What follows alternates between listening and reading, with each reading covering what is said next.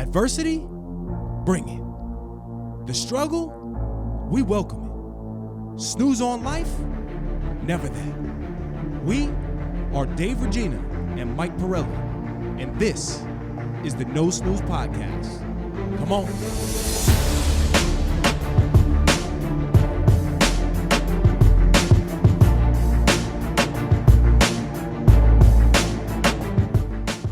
Welcome back to the No Snooze podcast. This is the summer series. Dave kicked us off last time. We're talking about mind and money. Naturally, I'm the money guy, which is funny because I'm not really. I did go to school for finance, so that's one thing. But let me hit you with a disclaimer right off the bat. This is not financial advice. Do not sue us. There's my camera. Do not sue us. Yeah, I was like, where is it?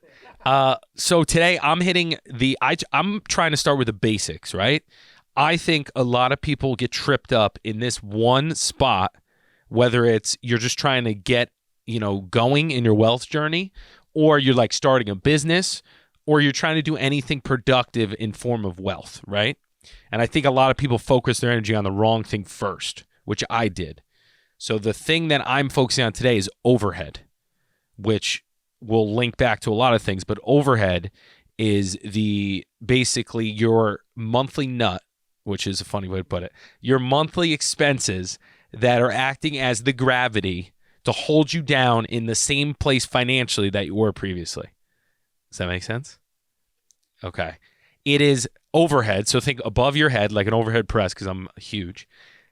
Overhead is the financial burden that is above you in expenses to hold you in place and stagger your wealth growth. Got it? That's in home CV. You like that? Okay. So I'm going to reference a personal journey, right? So in the beginning, I love finance, and I was learning all these great tactics and things to do with money. But the problem was I had no money, right? So I'm like, all right, well, if I have no money, what do I do? Like, I can invest, I can buy this, I can buy that. I want to invest in real estate. I have no money. So what do you have to do? You have to find out how to get money, right? So then I'm like, all right, well, I have some money, but where's it all going? Why can't I save money? Why can't I invest money?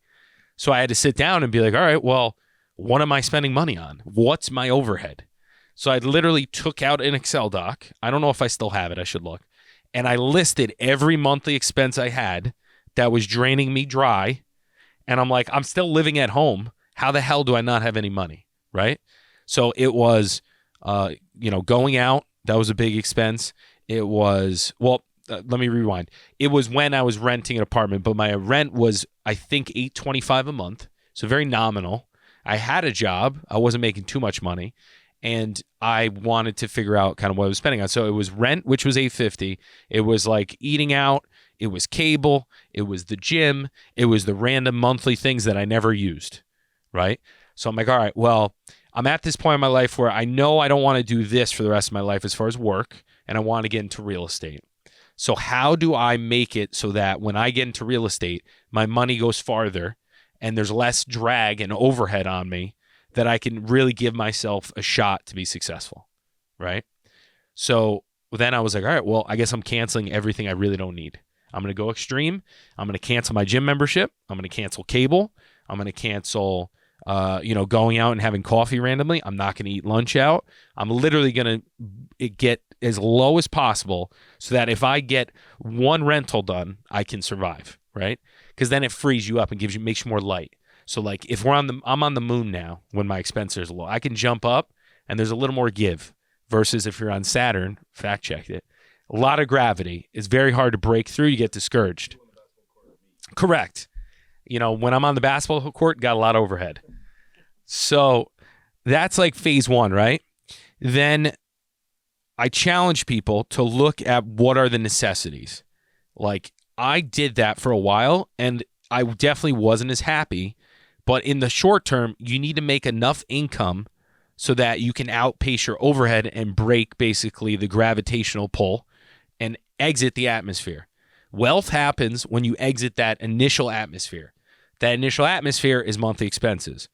There was a stat, I was listening to a Mind and Money podcast. The Minority Mindset is the guy. And he gave a stat. He said 7 7 out of 10 people live paycheck to paycheck. Okay? Did you know that? I didn't either.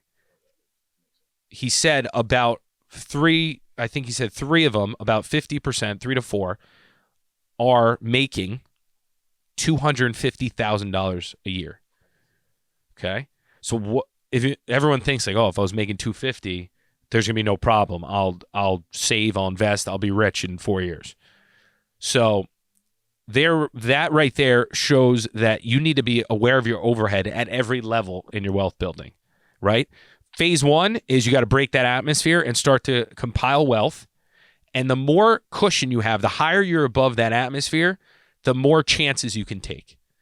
If your only cost is $1,000 a month and you're making $6,000 a month, you could take some chances. You can put money into a business. You can take a swing at an investment that maybe is a little more risky but has more upside. It gives you more opportunity to fail. If you're making $6,000 a month and your expenses are $6,000, $5,000 a month, so you have $1,000 to play with, you have to be a lot more careful, right? So that's one aspect of it. The other aspect I see daily is when people want to do something, they create such a big overhead for themselves, especially in business. Hey, I want to start a restaurant, which I've dealt with a lot of restaurants in the Tell Mike Sent You show. And a lot of people are like, I just want to get that restaurant. And I'm like, how much money does it take to open a restaurant? And these people are like, $1 million. I'm like, $1 million? We'll get investors, we'll get this, we'll get that. I'm like, why not just start selling it out of your house and see if it actually works? What's the overhead to sell it out of your house? Groceries? And they're like, oh, yeah, it would be like groceries. I'm like, isn't that way easier to get to, like gravitationally, than trying to do $1 million investment and then hope that it works under the stress of $1 million, right? So that's one thing to think about is when you have overhead, yes, you're going to want all these things in life. You're going to want to travel to Italy. You're going to want to do things that cost a lot of money. What I challenge people to do is how can you keep your overhead low so that you can get a little closer to that goal and not put yourself out of contention right off the bat.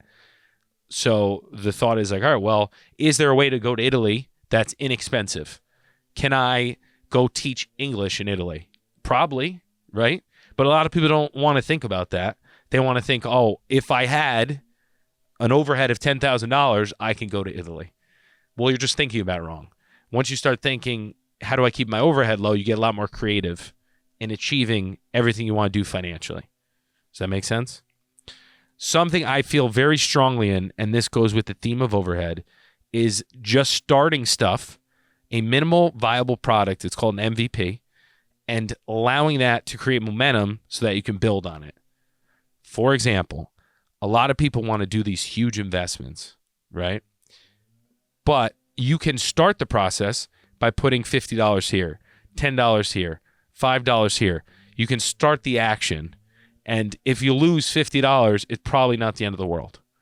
But if your head, you're like, listen, I have to invest 10 grand in something. Do you think you're going to be a little more hesitant to invest that initial 10 versus you just start throwing 50 in, another 50, 100, and before you know it, you're at 10.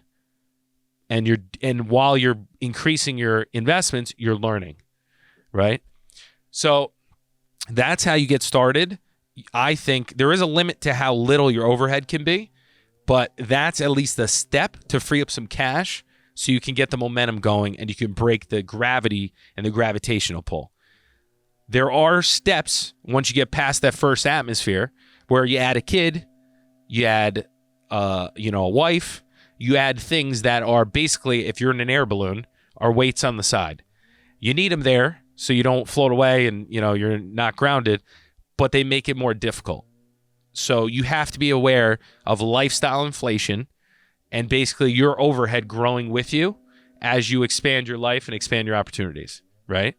So that's one thing. This guy is listening. That's why he's staying so close to the wall. He's like, I love the mindset. So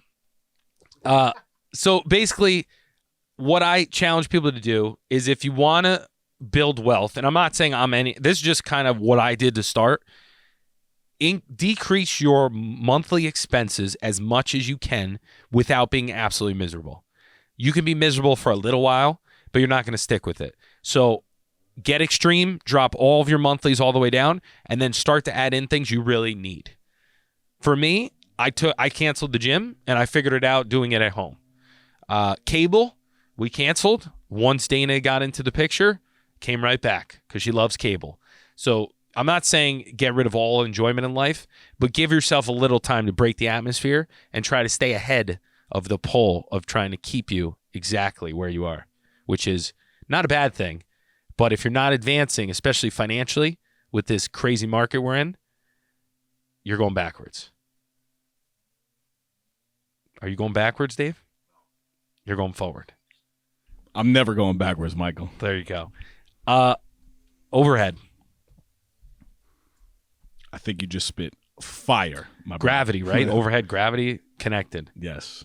No, well said. Well explained, man. I'm sitting here with my mic off. I'm like, damn, this dude, this smart guy. I don't know if I'm smart, but I was forced to think this way because my income is so up and down. Right. So instead of creating monthly expenses, I've had to pay for things so that the stress level of getting a deal done doesn't impact my performance in my profession. There's a thing called commission breath that a lot of people have. Yeah. When people create these crazy overheads, they have to, it's to some extent pressure is good and it makes you do it. But when your overhead is investments like life insurance, that's good pressure. That's good overhead. That can actually make you propel and get stronger. But other overhead's not great. But I've been forced to think that way because of my shaky income and the kind of the unknown of the real estate world. Two things specifically that I wanted to say during, but I saved obviously to the end. I can see how definitely 7 out of 10 people live paycheck to paycheck. And then I, from experience, can see when you have a salary that doubles, triples, quadruples, and you're still in a financial hardship, it's because you're now living to the means of your new salary versus the very wealthy people that will still live like they're making $50,000 versus $250,000. And that's even a major realization for me because, I like the finer things in life, but there's so many things that I could personally dial back on. So it was great to hear. And there gets to a point where you can enjoy those things, but it doesn't affect you as it would if you did it a year ago. Yes. And kind of money and wealth is like a fire.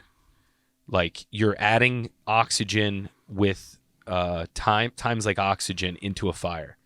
If you don't give it enough time or you pull out too much of the oxygen, the fire will go out. But at some point, that fire's blazing so hard, it doesn't matter if you're pulling a log out. So you just got to pull the logs out slower than the fire's going up. And then my final question would be, was there anything specific? I know you said a PowerPoint that you used. Do you now use Excel doc? Anything? Yeah, Excel doc. I'm sorry. Do you now use anything in terms of technology or an app? Like I know that I have experience with Mint. Yeah, right? Mint's good. Is there something that you use to personally like manage your finances and look at what you're spending? Because I feel like a lot of people, even myself, you don't realize how much you're spending. Yeah. So are there tools that you've used specifically or no? So just a rule I have is that I do a lot of Excel docs with just seeing what the monthlies are. I haven't had as much time to really sit down and do it, but once a month when I pay my credit card bill, I don't just pay it. I review it and then see if there's anything I can cut back on. Some months I'm better than others, but typically when we're doing major house renovations and the money is flowing out fast, I'm more aware of what I'm just giving up. And my trick is that I think about I could have bought another investment with the amount of money I'm spending here.